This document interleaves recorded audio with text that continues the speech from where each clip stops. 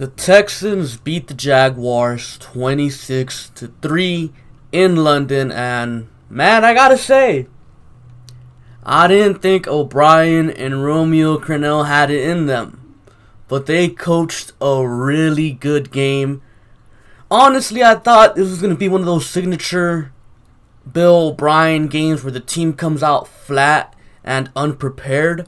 But boy, was I wrong, and I'm glad that I was wrong, because the Texans came away with a pretty easy win, not gonna lie. Like, at no point during this game did I feel like the Jags were gonna take the lead, like they were gonna go up ahead and, beat us. I felt like the Texans were in control of this game from the very first snap. I mean, that's good coaching. I gotta give them credit. Especially Romeo Crennel, man. I've been talking mess about Romeo Crennel all season long. But in this game, an extremely injured secondary, no pass rush because J.J. Watt got hurt. I mean, the Texans defense allowed 3 points, and they got 4 turnovers in the fourth quarter. That's good coaching, man. Like, gotta give it to them. Like, it's a good win, especially going into the bye. The Texans are now 6-3, and at the moment they're technically in the division lead because the Colts haven't played their game yet. Well, they're about to play their game against the Steelers, but at the moment they have 6 wins. The Colts have 5, so the Colts have to win to catch up to the Texans. But regardless, 6-3 at the bye week is very, very good. The past 3 weeks for the Texans have been just about surviving into the bye week. But, surviving into the bye week, you would expect them to go like 1-2 in that stretch. But going 2-1 in that stretch, including a blowout win against your divisional rival in London, a place where you've never played at, have no experience being there, that's huge in my opinion, man. Like, it's going to come out huge down the line because that's an AFC South win. You've now swept the Jaguars. Another AFC win. I mean, keep in mind, the Texans at the moment at 6-3.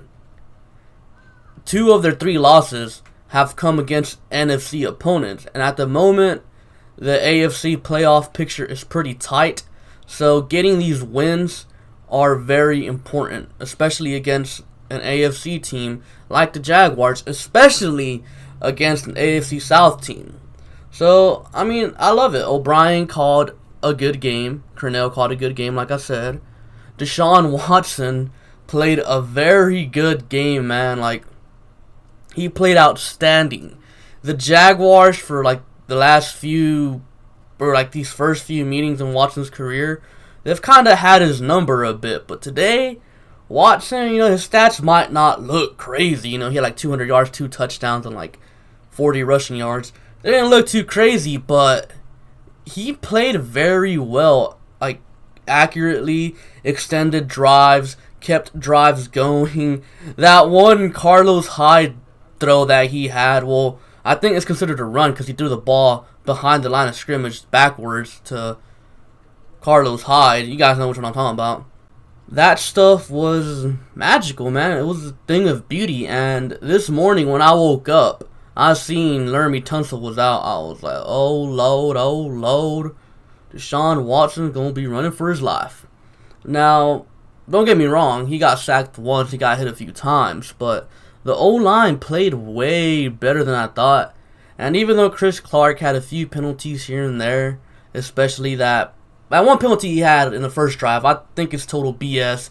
I think that rule is dumb. Was it a flag? Absolutely. But it's a dumb rule, so it's stupid. But I mean, still, I'm not going to blame him for that. But Clark isn't good. But still, the Texans managed to do very well protecting Deshaun Watson. They ran the ball well with Carlos Hyde. Even though Carlos Hyde had that long touchdown, should have been touchdown. The guy fumbled it at the 1 or 2, man. But I mean, regardless, Carlos Hyde, he played a good game.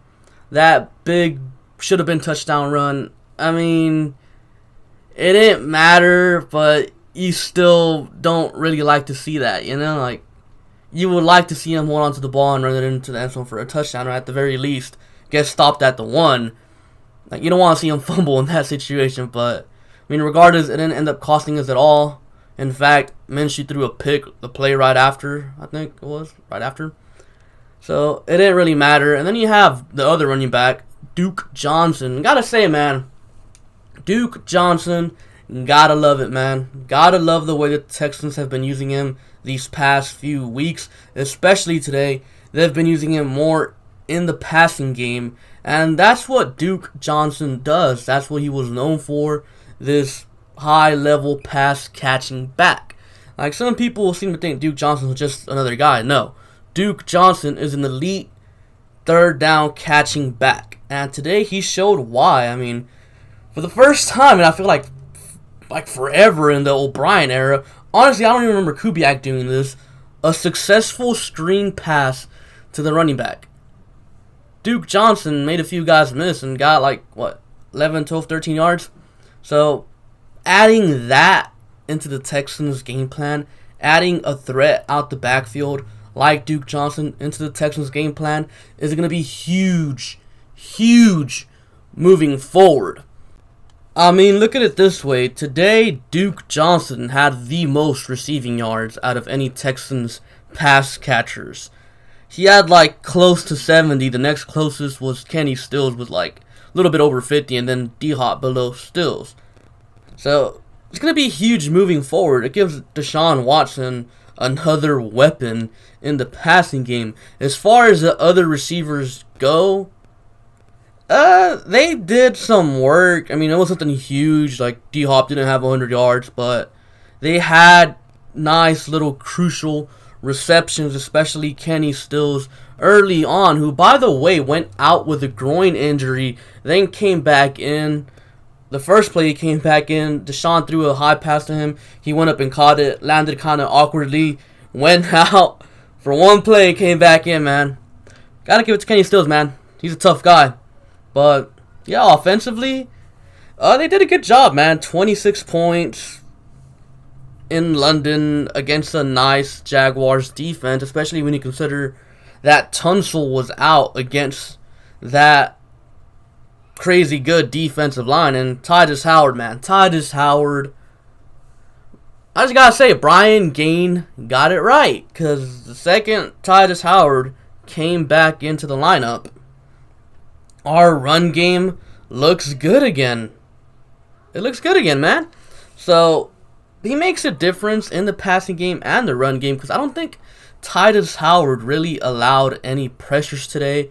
I feel like most of the pressures today came from Fulton and whoever was at left tackle, Rod Johnson or Chris Clark, because they kept alternating every other drive from what it feels like. Because I don't know why they did that, but I mean, hey, the Texans won. I'm not going to question it. Tunsil should be back against the Ravens after the bye week. Now let's talk about the defense. At first, the front seven, the defensive line, they weren't getting any pressure on Minshew in the first half. In the second half, though, I'm guessing it's because the Jaguars were down pretty big, so the Texans pass rushers were just able to kind of just go after Minshew. I'm guessing that's why they got way more pressure in the second half. But let's talk about the secondary, man. Even though Minshew's yards are actually pretty decent, he threw for 300 yards. Most of that came in garbage time. I feel like about 45% of his yards came in garbage time. The Texans secondary did a very good job without Roby.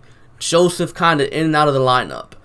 Without Lonnie. Without Gibson. So, you got to give it to them there, man. Cunningham and McKinney also played a hell of a game. Just an all-around good performance by the Texans in general, man. I mean, I guess the only little negatives, if you want to be a little negative Nancy, the only negatives are that, what's his name, Kaimi Fairbairn missed a 59-yard field goal. But if you're going to talk mess about Kaimi Fairbairn for missing a 59-yard field goal, then, I mean, that must mean life is good, because a 59-yard field goal isn't easy, man. Like, they're hard to make. That's a very long field goal. And I guess if you want to be extra picky, you could talk about that blocked kick or blocked PAT early on in the game. But again, none of that came back to even matter, honestly. Like, they won 26-3. It was a blowout win in London, where the Texans have never played before. Our team was extremely injured. This is a quality win, in my opinion. High quality win. Blowout win. Like, despite all that being against you, that comes down to, Deshaun Watson being amazing. It comes down to great coaching by Bill O'Brien and Romeo Crennel, and, the players as well. I feel like, with J.J. Watt being out, the players on defense, they stepped up. And I might even say, this is the best the Texans defense has looked all season long. I'm sorry, JJ, I love you, but hey, man. The big name guy on the defense goes down. Everybody feels like they have to step up. Everybody steps up, so the team gets better. I mean, it's happened before with this Texans defense. 2016 when Watt went down for the first time in his career, the defense did better. Hey, man, after the bye week, we should get some reinforcements. I mean, Gibson comes back. Tunsil will be back. Roby will be back, and that one's a huge one. Lonnie Johnson should be back. So, hey, who knows, man? Who knows what this Texans team is capable of doing? They can do anything with Deshaun Watson, and the way O'Brien and Crennel have been doing this season, they've really been proving me wrong, man. Like, these are signature wins that they're getting. It's not just, we barely beat the Broncos like last year. We barely beat that team. Nah, man. We destroyed the Falcons. We went into KC and won. We beat a very young and very good Raiders team, up-and-coming Raiders team, despite all the injuries. We went to London with a bunch of injuries and blew them out. Those are signature wins, in my opinion. Yeah, we lost to the Colts, but that was at their house after they were coming off a bye week. The refs were helping them. We were extremely injured. It was a 7-point loss, so I ain't really tripping. We'll get them in Houston. Now, we go into the bye week, a much-needed bye week. We need to get healthy, because coming off the bye week, we got 3 very tough games against 3 potential playoff teams. We got the Ravens right after the bye week, followed by Thursday Night Football at home versus the Colts, and then Sunday Night Football at home versus the Patriots. So, a lot of people thought, the start of our schedule was the tough stretch. No. The tough stretch starts after the bye week. That 3-game stretch is going to be huge for the Texans. It's going to determine where they're going to stand in the playoff picture. And it might even give us a little preview on what the Texans can do in the playoffs. But, as of now, we have 2 weeks to enjoy our 6-3 start. A very good start, in my opinion. I mean, I had this team at 4-5 going into the bye week when the schedule came out. So the fact that they're 6-3 is outstanding to me. So yeah. Anyways, that's all I have for you guys for today. Be sure to like, comment, and subscribe. Thank you for watching, and I'll catch you guys later. Peace.